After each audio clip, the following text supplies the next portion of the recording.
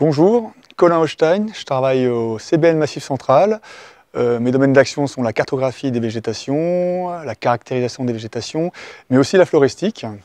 Je travaille spécifiquement sur les zones d'altitude du Massif Central et je vais vous présenter l'évolution des végétations du massif du Sancy en contexte de réchauffement climatique. Alors, cette présentation, c'est l'occasion de vous présenter une étude qui a été réalisée en 2022 lors d'un cadre d'un Master 2 qui a été obtenu par Ida Delpi. Malheureusement, Ida n'a pas pu être présente aujourd'hui, donc c'est moi qui l'encadrerai à cette occasion-là, qui va vous présenter les résultats de ce travail. Alors, avant de commencer, il faut savoir que le CBN du Massif Central travaille sur le Sancy à la connaissance des végétations depuis déjà une bonne dizaine d'années. Et que souvent, suite à nos premiers résultats, on nous demande, avec le réchauffement climatique, qui a quand même bien marqué ces dernières années en montagne, quelles sont les évolutions sur la végétation. Donc on avait décidé, pour répondre à cette question qui est régulièrement posée, d'essayer, avec les données qu'on avait jusqu'à présent, d'essayer de trouver les premières pistes, les premières évolutions qu'on pouvait constater sur ce massif-là.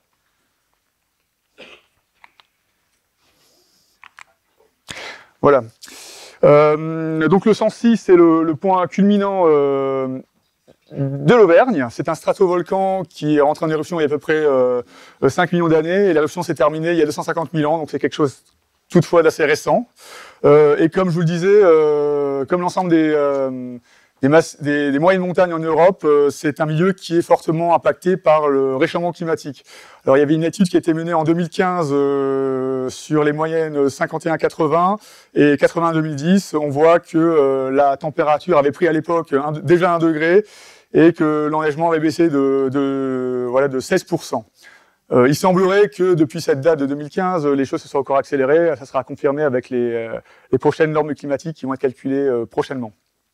Alors, jusqu'à présent, le climat du Sancy, il a une forte tonalité atlantique, c'est-à-dire qu'il a une grosse pluviométrie qui se transforme en de bonnes accumulations de neige au-dessus de 1600 mètres.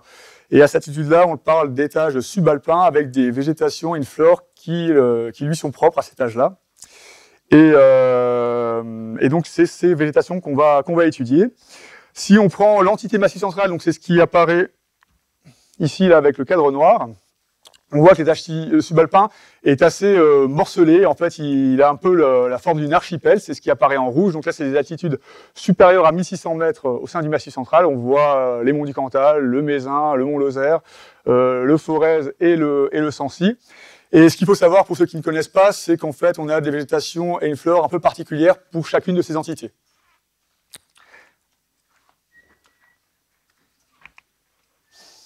Alors, je vais vous présenter, voilà, pour vous découvrir un peu, mais peut-être que certains d'entre vous connaissent déjà, les particularités de cet étage subalpin. Donc, on peut avoir des pelouses dites chionophiles. Alors, chionophiles, c'est ce qui aime la neige. Voilà, on a par exemple la pelouse à Plantin-les-Alpes et à Grossi-Rupestre.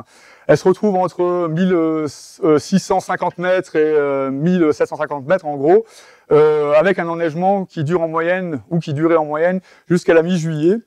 Et au sein de cette pelouse, on va retrouver le Homalotheca supina, donc le Glaphanlin, là-haut, ici, qui est la seule espèce chionophile du Massif Central. Donc c'est vraiment une particularité, ce biotope, pour le Massif du Sancy. On ne va pas la retrouver ailleurs sur les autres entités subalpines du Massif Central. On a aussi des landes, qu'on dit, qui aiment le froid, donc psychrophiles, voire cryophiles pour certaines, des Loiseauloreum vaccignons. Donc on a des landes à Empetrum qu'on peut retrouver ailleurs sur d'autres massifs acides, et on a aussi une lande particulière à Carex vaginé et Calune. Voilà, donc le Carex vaginé qui est ici, c'est une plante qu'on va retrouver, je crois, dans les Alpes du Nord et dans le Sancy, c'est un peu une rareté au niveau national.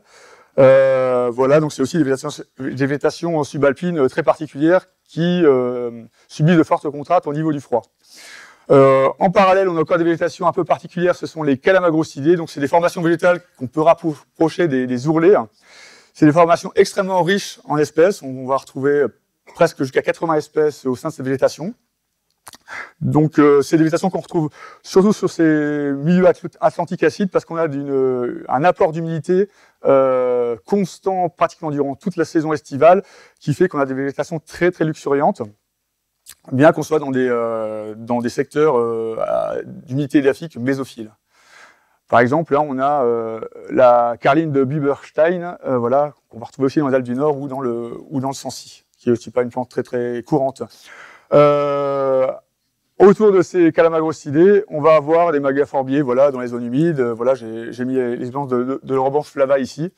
Et puis, bien entendu, on a des végétations subalpines qu'on ne va pas aborder aujourd'hui dans les milieux rupestres, qui sont les milieux les plus riches en espèces subalpines. On a une espèce particulière qui sont aussi soumis à des fonds de contraintes de sécheresse et de froid, mais qui sont peut-être moins soumis à la concurrence interspécifique, donc on va peut-être pas forcément les aborder aujourd'hui. En tout cas, on les a pas étudiés. Je vous montre deux espèces, la jaune crispée, la d'Auvergne, ici, qui est spécifique au Sancy, et le saxifrage de la Motte qu'on retrouve sur le Sancy et dans le Cantal, et qui sont des espèces qu'on pourrait dire endémiques.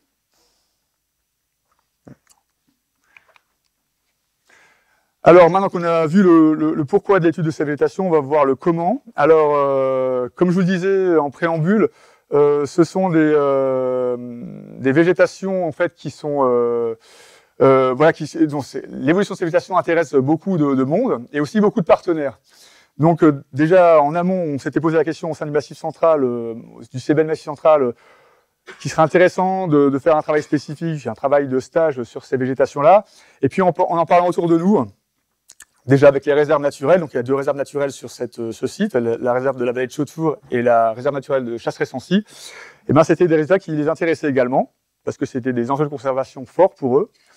On en a parlé au conseil scientifique à Richard Michalet, qui avait travaillé sur la caractérisation des végétations du Sancy dans les années 90. Donc lui, ça l'intéressait aussi de voir comment ces végétations avaient évolué. Et nous avions aussi pas mal de partenariats sur les prairies du Massif central avec l'INRAE, qui eux s'intéressaient au Sancy parce que c'était des végétations justement qui étaient pas trop gérées jusqu'à présent et l'évolution en contexte climatique, peut-être de lire l'évolution influencée par le contexte climatique était plus facile que sur des milieux qui étaient plus gérés. Donc, le choix du Sancy s'est fait naturellement, comme je vous le disais, déjà parce qu'on a énormément de diversité de biotopes subalpins. On a ce biotope chionophile qu'on va pas retrouver forcément ailleurs, et on a beaucoup de biotopes cryophiles ou psychrophiles qu'on va retrouver. Donc, cryophile c'est le gel et psychrophile c'est le froid, qu'on va retrouver sur ce massif et qui sont peut-être moins marqués ailleurs sur le Cantal ou sur le Mézin. Et bien sûr, c'est aussi le seul site du Massif central de subalpins qui n'est pas géré. Sinon, tous les autres sites, il y a une activité agricole forte, qui tend d'ailleurs à s'intensifier avec les années. Et là, depuis au moins 60 ans, sur le Sancy, on avait des milieux qui n'étaient pas pâturés. Donc c'était l'occasion de pouvoir voir si les modifications liées au réchauffement climatique étaient plus facilement lisibles. Alors, comme je vous le disais, on avait aussi du matériel de départ. Lors de la caractérisation des végétations subalpines du Sancy, Richard Michalet, donc qui travaille aujourd'hui à l'université de Bordeaux, avait réalisé 190 relevés phytosociologiques. Alors c'était des relevés qui étaient relevés avec les moyens de l'époque. Donc à l'époque, dans les années 90, on n'avait pas de GPS. Donc ils étaient situés avec soin sur une carte Scan 25, donc type Top 25 à l'époque. Et les caractéristiques topographiques étaient notées sur des carnets de terrain, comme ça se fait ou ça se faisait actuellement, aussi avec soin. Et puis on avait aussi une période de réalisation qui était intéressante, c'était dans les années 80-90, ça se termine en 90. Il faut savoir qu'une norme climatique, ça dure à peu près 30 ans, donc en 2020, on tombait pile dans une norme climatique. On avait, voilà, on pouvait comparer des choses, ça nous semblait aussi un point important. Donc les objectifs, excusez-moi, donc les objectifs qui ont été mis en évidence lors de cette concertation avec les différents partenaires. On a d'abord voulu voir les modifications qui avaient affecté les phytocénoses, donc c'est-à-dire les végétations.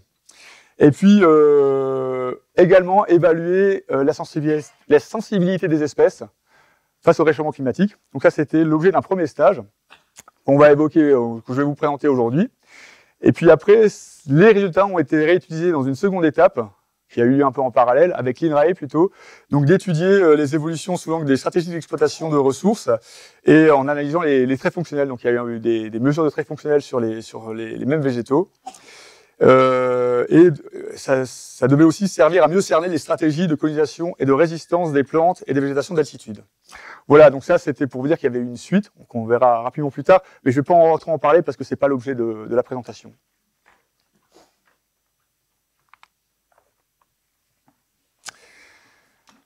Alors, déjà, avant d'attaquer le terrain, avant d'attaquer le relevé, on avait une question, c'était comment voilà, retrouver précisément, ou le plus précisément possible, les relevés qui ont été effectués pendant les années 80. Donc, comme je vous disais, on avait des scans 25 et on avait des carnets de terrain.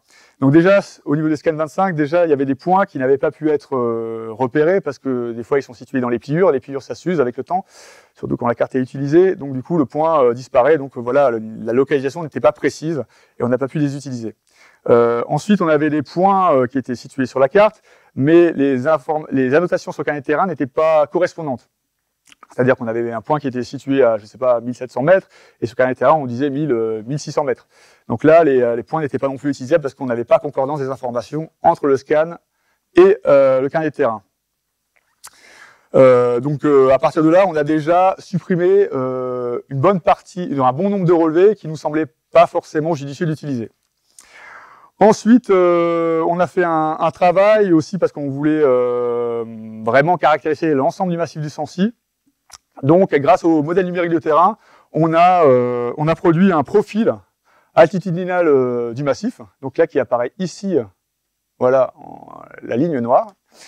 Et on a mis en parallèle le nombre de relevés qui étaient sélectionnés là, ici, par tranche altitudinale.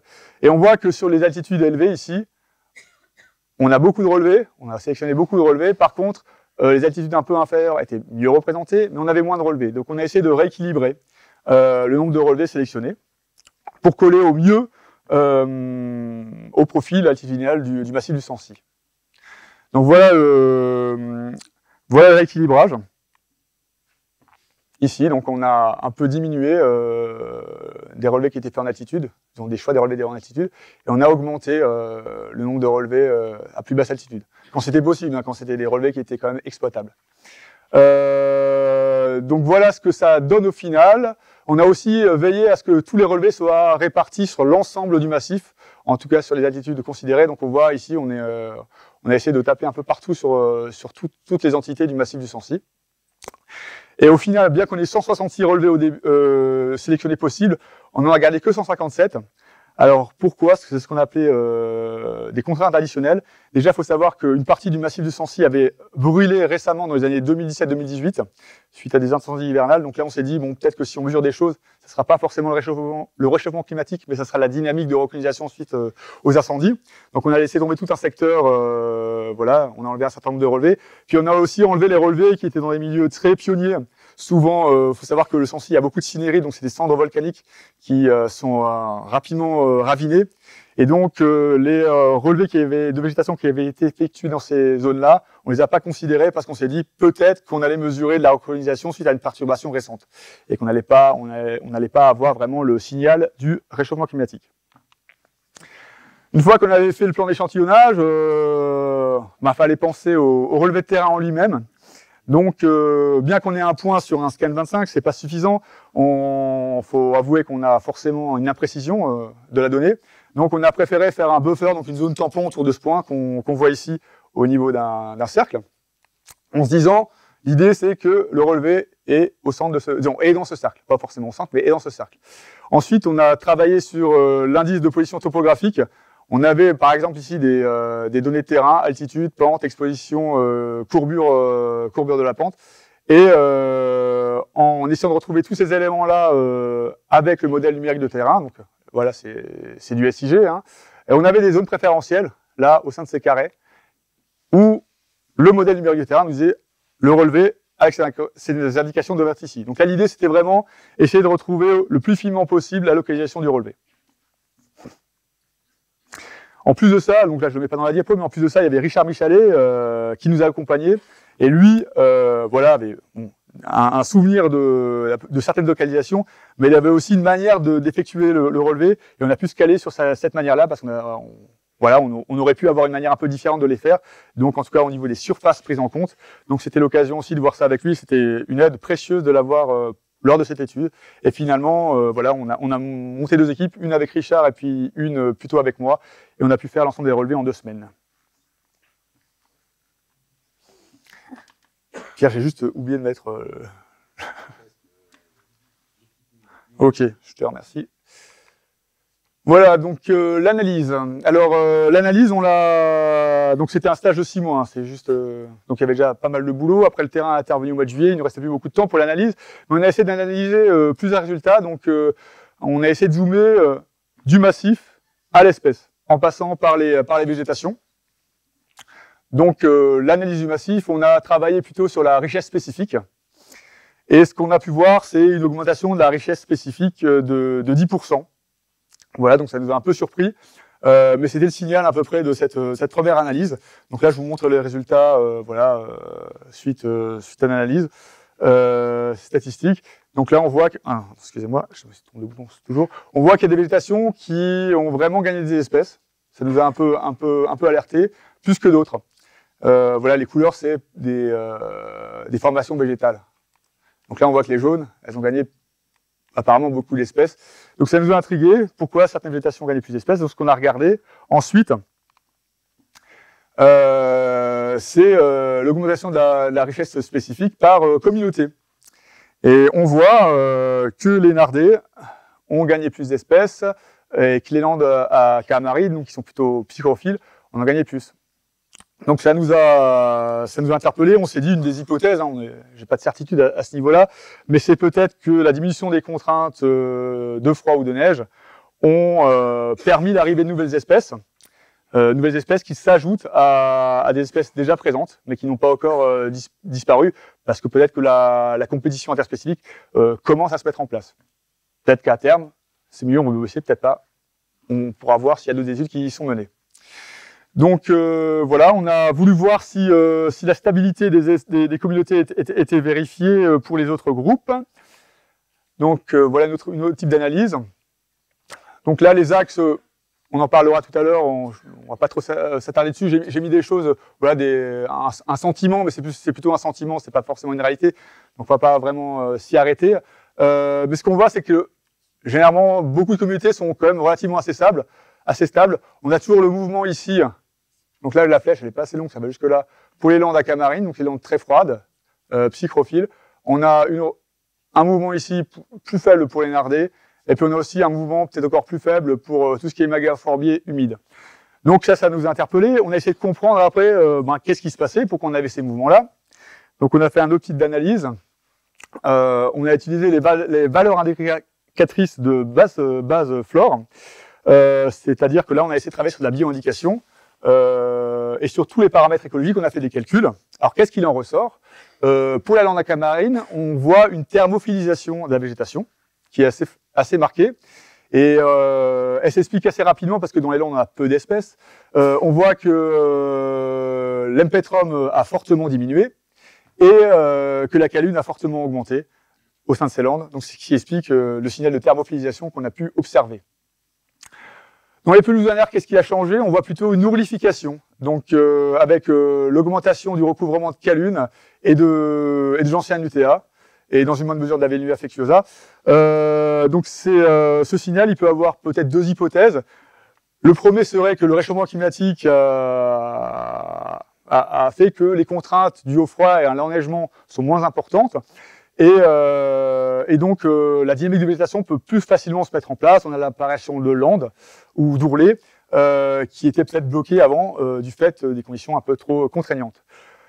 Après, on peut avoir une deuxième hypothèse, ça sera vérifié, c'est que je vous ai dit qu'il y avait plus de gestion. Par contre, par le passé, il y a une gestion, il y a 60 ans, le site était pâturé et peut-être qu'en fait on a une dette qui est très lente parce que la dynamique est très lente à ces altitudes-là et qu'en fait on rattrape au corps la gestion passée et qu'on retrouve des végétations qui étaient à leur place à l'époque, les landes, mais que du fait de la gestion, elles étaient mises à mal. Ensuite, au sein des mégaforbiers, donc c'est des milieux humides, hein, donc à forte humidité édaphique, on voit que là on a plutôt un signal de xérophilisation, donc d'assèchement. avec la diminution de certaines espèces hygrophiles. Là, je vous ai mis la Donestie, la feuille de la Lierre, qui a diminué au sein de ces milieux. Donc c'est vrai quand on parle de réchauffement climatique, on pense souvent à l'augmentation des températures, mais qui dit augmentation des températures dit augmentation de l'évapotranspiration et dit assèchement des végétations également. Ensuite, pour les milieux les plus riches ou la Calamagrostis, ici, on a un absence de signal sur la bioindication. Par contre, on a vu de forts mouvements pour le recouvrement de certaines espèces. Dianthus isoplifolius qui a fortement augmenté, et puis Sinosodoronicum qui a fortement diminué, voilà. Mais on ne peut pas vraiment dire ce qui se passe. Donc le dernier niveau de zoom, c'était le mouvement des espèces au sein du massif du Sancy. Donc là, on a 157 relevés, avec des espèces qui ont plus ou moins de nombreuses occurrences. Et on pouvait avoir à l'altitude de ces relevés. Donc ce qu'on voit, c'est que globalement, il semblerait que les espèces sont montées en altitude. Voilà, donc là c'est le point zéro. Donc il y a des espèces qui ont un peu diminué en altitude, plus d'espèces qui ont monté. Après, dans ces zones-là, c'est pas des signaux très francs, donc voilà, ce n'est pas forcément la réalité. Hein. Par contre, il y a des espèces qui ont quand même vraiment monté, et le signal au niveau de l'analyse montre que c'est quand même significatif, ici. Et voilà ces espèces-là, c'est Thesium alpinum, Gallum sacratile, Aconitum licoptonum, voilà, le Canthémum, Crépusconisefolia et Anemone numerosa. Et on voit pour certaines espèces la remontée quand même importante, de 60 mètres ou 50 mètres, 40 mètres. Voilà. Et puis on a bien sûr conservé que les espèces qui avaient un nombre d'occurrences supérieur à 10 sur les 2 années, parce que sinon après c'était pas suffisant pour être analysé, il nous a semblé. Donc c'est l'altitude, en fait, c'est le facteur climatique parce qu'il est vraiment fortement corrélé à la température qui nous a intéressés. Puis on a eu la chance d'avoir aussi en parallèle d'autres données sur l'enneigement. Donc c'est des vues satellitaires qui permettent de calculer la durée d'enneigement. C'est utilisé avec les vues sentinelles. Voilà, donc c'est des documents qui sont produits. Là, c'était Simon Gascoin qui nous avait fait parvenir à l'époque.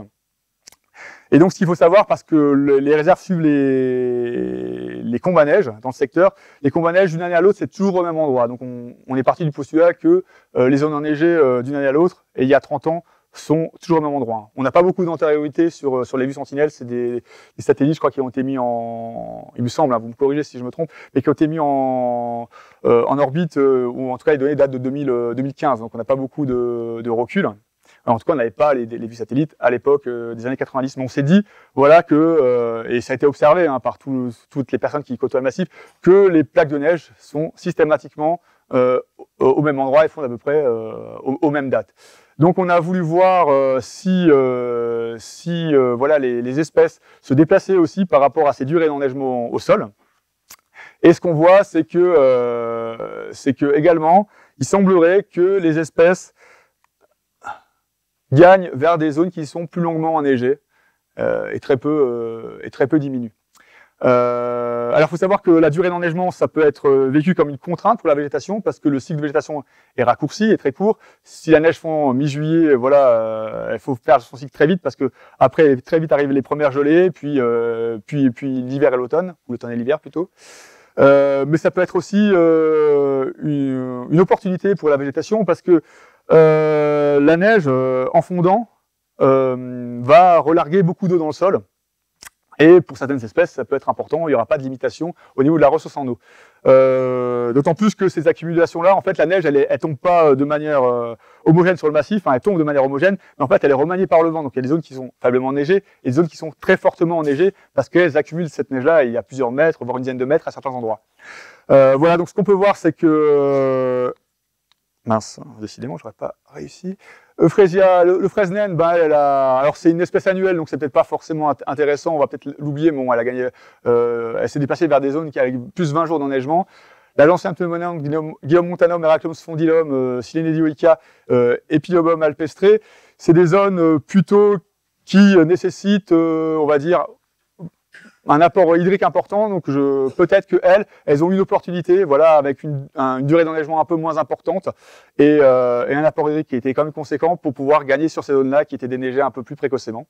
Puis on a aussi le Crépis à feuilles, Conisia folia, Arnica montana et Hylotéléphum maximum qui sont allés vers des zones plus enneigées longuement. Voilà pour les résultats de cette étude. Alors les suites, ces données en fait ont été utilisées déjà pour faire un autre rapport de stage sur les traits de vie, voilà, et sur les stratégies adaptatives des espèces. C'est Oriane Heisenberg qui l'a produit ici. Et puis en parallèle, le monde de la recherche s'est emparé de ces données-là. Et le premier article qui est paru, c'était une comparaison avec l'augmentation de la richesse spécifique dans les Alpes et dans le Massif central. Voilà, donc c'est cette étude-là. Donc il faut savoir qu'il y a d'autres études qui sont en préparation suite à ces données-là. Voilà. Et nous, de notre côté, au CBN Massif central, si on y participe de loin quand même, c'est plutôt le monde de la recherche maintenant qui s'en est emparé. On a mis en parallèle déjà dans les années 2020 des méthodes de suivi un peu plus fines, un peu mieux calées, parce que ce qu'on s'était dit avec la méthode, le gros problème c'était déjà l'emplacement du relevé, mais c'est aussi le relevé phytosociologique. On les réalise sur une zone homogène, on va dire homogène écologiquement et physionomiquement. Après, on ne sait pas s'il y a eu une dynamique de végétation qui s'est mise en place. Si on passe d'une pelouse à un ourlet, est-ce que l'endroit qui a été pris en compte est toujours entièrement pelouse? Est-ce qu'il est entièrement lande ou est-ce qu'il est moitié lande, moitié pelouse? On ne savait pas trop. Donc nous, on est resté toujours dans le même type de milieu, mais peut-être que finalement, ça c'est allé plus vite. Voilà, donc on a décidé de mettre aussi en parallèle en place on va dire des protocoles de suivi qui sont bien calés et on passe toujours au même endroit. Et en parallèle, on a mis aussi des mesures de variables environnementales. Là, pour les combats neige, on a mis en place des sondes dans le sol. Et là, ce qui est illustré ici, c'est voilà, la température du sol quand la sonde est dans le sol et sous la neige. Ça bouge pas, c'est à peu près bloqué à 0,1 degré. Et puis, quand la neige fond, on voit que la température augmente.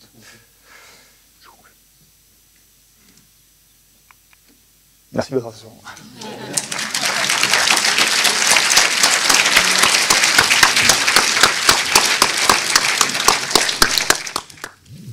Oui, merci pour cet exposé. Ma question est de savoir, est-ce qu'il y a des plantes qui disparaissent dans le massif? Parce qu'en comparaison avec les Vosges, où on a vraiment un déclin extrêmement rapide de la végétation, qui est lié en partie au réchauffement climatique, en autre partie au broutage excessif. Alors, on a oui des plantes qui ont disparu historiquement. C'est la Ginella, c'est la Ginoides par exemple. Historiquement, on a des parts d'herbiers, on l'a jamais retrouvé. Il y en a d'autres aussi, Veronica alpina, on n'a jamais retrouvé. Donc oui, potentiellement, il y a des plantes qui disparaissent. Après, il faudrait c'est peut-être assez. Il y a des secteurs qui sont quand même assez difficiles d'accès dans ce sens-ci, donc on n'est peut-être pas passé partout non plus. Peut-être qu'elles sont encore localisées dans certains endroits, mais bon, on peut imaginer qu'il y a des plantes qui disparaissent. Par contre, on pense que la létalité, c'est pas la première chose qu'on va vérifier, c'est plutôt au début en tout cas, la concurrence qui va se mettre en place. Et peut-être au final, il y aura de la létalité, de la disparition. Mais en tout cas, là, on voulait intervenir avant qu'il y ait la disparition, voir comment ça se passait avec l'arrivée de nouvelles espèces, de nouvelles concurrentes. Ouais. Bonjour. J'avais une question pour fréquenter un peu le Sancy depuis une dizaine d'années. Avec l'augmentation du tourisme et des activités estivales, est-ce qu'on a une idée de l'impact du tourisme justement sur l'évolution des espèces? Alors, déjà, il faut savoir que sur le Sancy, le tourisme il est vraiment concentré sur les zones de sentiers, essentiellement. Donc effectivement, il y a énormément de passages, vu qu'il y a 2 téléphériques qui permettent de faire une traversée. Mais sinon, par rapport à ces végétations-là, il y a... pour y travailler souvent, il y a quand même peu de personnes qui passent vraiment, voire pas du tout. Donc il n'y aura pas vraiment d'impact sur cette végétation. Par contre, il y a quand même des enjeux qui sont localisés, qui peuvent être à proximité des sentiers. Et là, les réserves mettent en place un suivi particulier de ces espèces-là, et en tout cas de ces individus-là, et de ces populations-là. Bonjour, merci pour la présentation. J'ai peut-être raté quelque chose, mais j'ai vu que vous aviez tiré des résultats avec la richesse spécifique. Est-ce que vous avez aussi utilisé des indices qui prennent en compte le recouvrement des différentes espèces? Et il y a aussi des indices qui sont développés avec la typicité de certaines espèces et la non-typicité d'autres, pour voir un peu l'évolution des milieux en fonction des espèces qui deviennent plus ou moins recouvrantes. Alors non, on n'a pas eu le temps d'utiliser le recouvrement et l'abondance dominance. Donc, on les avait notés sur le terrain, mais on n'a pas eu le temps d'utiliser au sein des analyses. Bon, faute de temps parce que on avait que 6 mois. Après, il y avait aussi des limites méthodologiques sur la localisation, donc peut-être que d'aller trop finement aussi, on s'est dit c'est peut-être une information qui ne serait pas vraiment utile parce qu'on a peut-être des incertitudes par rapport à la localisation. Donc si en plus on utilise des indices de recouvrement, c'est peut-être pas forcément pertinent, en tout cas pour ce type de suivi-là, qui se font sur des relevés phytosociologiques, qui étaient quand même à la base, la volonté c'était de caractériser les milieux, pas de mettre en place un suivi.